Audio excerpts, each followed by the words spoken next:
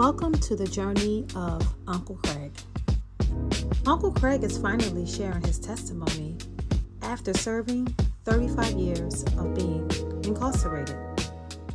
His story is of pain, redemption, and God's unshakable grace.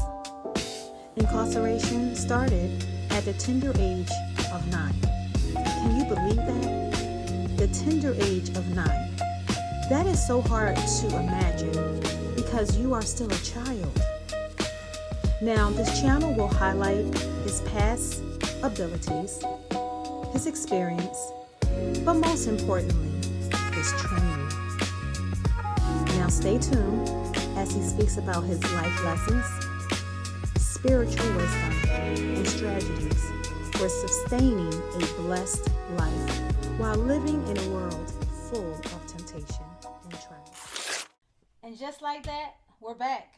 Hey y'all, another episode of Conversations with Uncle Craig.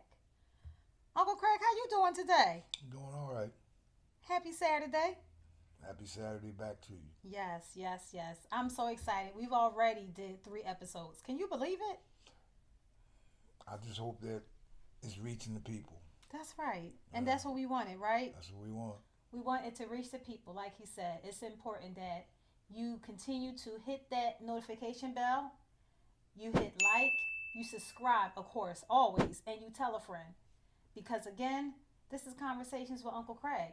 And if you believe in redemption and second chances, you came to the right channel. So let's get into this.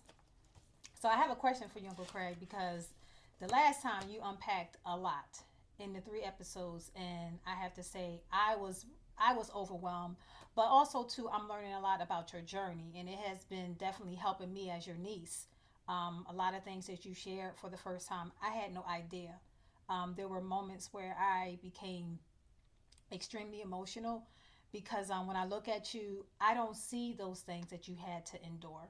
So it hit me a little different the last time. So where did you feel like you spent the most time when you were a juvenile?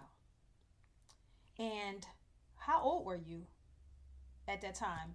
Because I don't understand the prison system. I don't understand the juvenile time. I know there's a certain age. Can you talk a little bit about that and that time that you spent? Okay, well, the way the system is set up, they have a juvenile system. And that's usually run from the age of like 9 up to 15, 16, 17. And then once you turn 18, you're an adult. So then you go into the adult phase of being in the system. Okay, where mine started was through the beatings. I started running away from home. And the first couple of times, my mom brought me home from the police station. When they caught me, and they would call her and say, "We have your son up here." She would come and get me. But this one time I ran away from home, I was like 12. Yeah, I was like 12. I ran away from home, and they called her, and she said, "I'm not coming for him." And the guard came back the cop came back to the cell and said, "Your mother's not coming for you." And I said, "Well, what's going to happen?" "Oh, we got to take you to Youth Study Center." And as soon as he said that, I've heard stories about Youth Study Center from kids that I grew up with that went to Youth Study Center, and they came home and they had a little stint there, and they would tell me this and that and this and that. And it was always a fantasy to me. And I said, "Man, I ain't never going there." A fantasy? To me, it was a fantasy because I knew I was never going there. I thought they was lying. I couldn't believe that jail was like that for kids, you know, and the beatings from the staff and all that and everything, and the molestations and all that and everything. I never thought about all that. So now once the cop said, "Your mother's not coming for you," all that came down on me. Everything that I learned from hearing from other kids. Yes. Now I got to get ready to face this. And I'm stressing, I'm crying, you know what I mean? And what age was this again? 12. So when you realized that your mother wasn't coming, you said it kind of hit you like a brick. Did you feel any kind of way, any type of emotions towards your mother? I got angry because she didn't come and get me. And I felt as though being my mother, she should have came and got me. And I believe that that's what spurred me even back before I started going to jail. Okay. Anger was the key anchor to all this. Okay. My whole life, the journey I took, the anger, I kept fueling it. And when I entered Youth Study Center, they told me this and that, uh, writing down all the names and all this information. And then I went and seen the doctor, and then the doctor had to check me and make sure I wasn't bringing nothing into the prison. I mean, it's humiliating, very humiliating. And then you see a counselor, and then they tell you, well, we're going to take care of you while you're here, and this and that. You don't see the abuse yet. Because you just arrived. Right. So now the jail is overcrowded at this time, the prison, Youth Study Center. What you mean overcrowded? It was, all the beds was taken on the floors. There's 3 floors, third floor, fourth floor, fifth floor. Then they had overflow. Overflow was, we slept on mats in the gym with a blanket. That's what they did. So what I'm looking to get in the bed. So when we went down to the gym, I said, yo, what, we getting ready to do gym? And dude said, no, this is where you sleep, MFer. Okay, this is one of the counselors. They was counselors. They wasn't guards. They was counselors. They dressed in their street clothes. And they was from the neighborhood. They cussed and everything. They beat people up if they didn't, I seen so much abuse. And I even got abused by one of them. So anyway,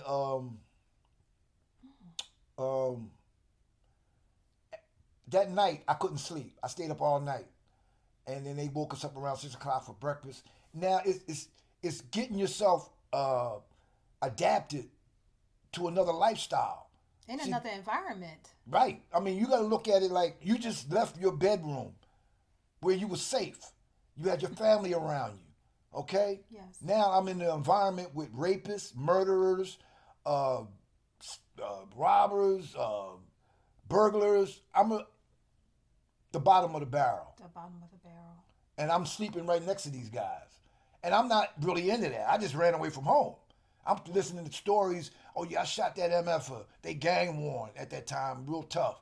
And they sounding their gangs and all this and everything. And being that I was so small, they put me on the 3rd floor. And then they had the 4th floor. They called that, 9 to 12, you went on the 3rd floor. Okay.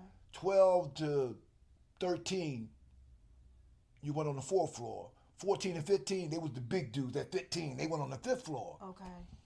And but they was always all juveniles. I mean, if you really look at it, the guys used to come around us, and you see them in only years separated us. Anyway, they put me in this room called the quiet room because they seen how I was stressing. And I used to look out the window and I used to see the projects of 36 and Fairmount. And I used to start crying because I thought about my family. See, these are the things you don't think about when you get into trouble because it's a self-centered thing, okay? You're just thinking about you and what you're going to get. You don't think about the anguish and the anger and the pain you're going to bring to your family and friends around you. It's a self-centered behavior that criminals and convicts display, and family members, they bring them right into that world.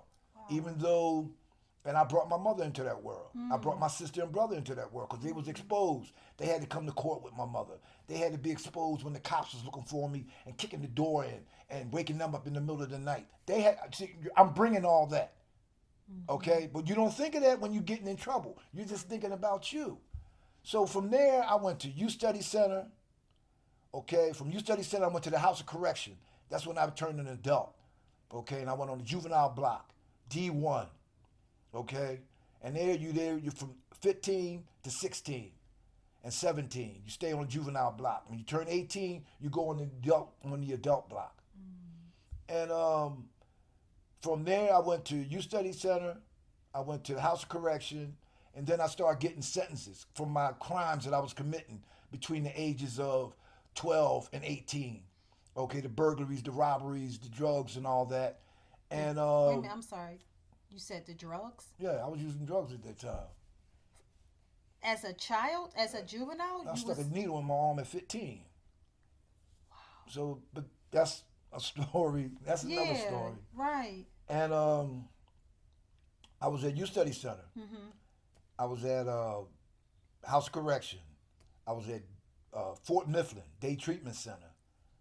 I was at YDC South. That's Cornwall Heights. I was at the Fostery Camp.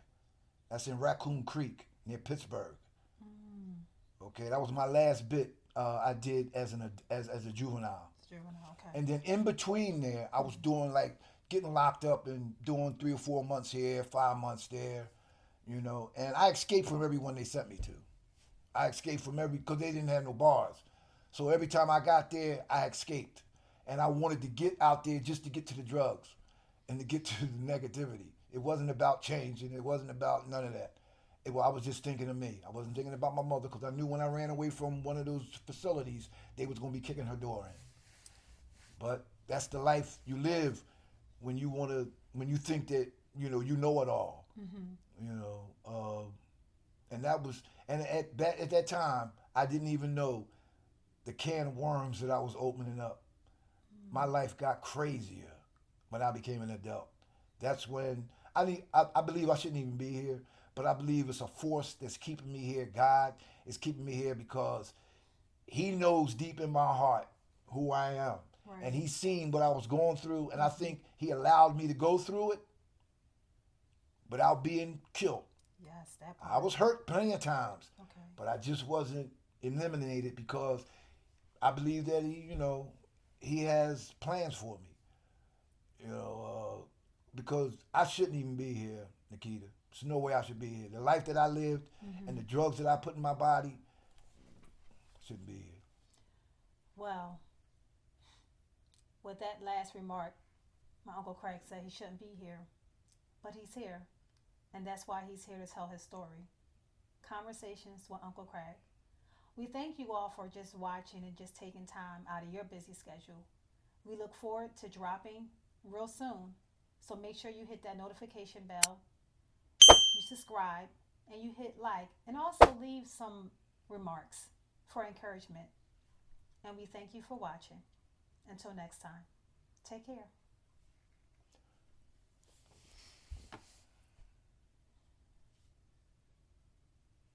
You shouldn't be here. Wow.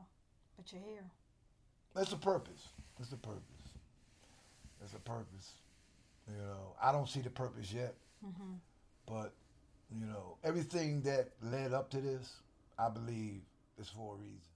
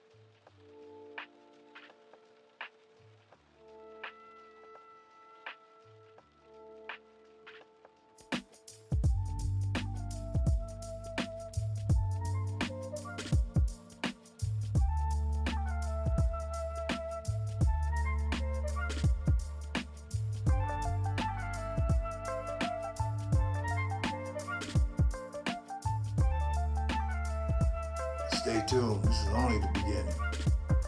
We look forward to you joining us. And as always, thank you for watching.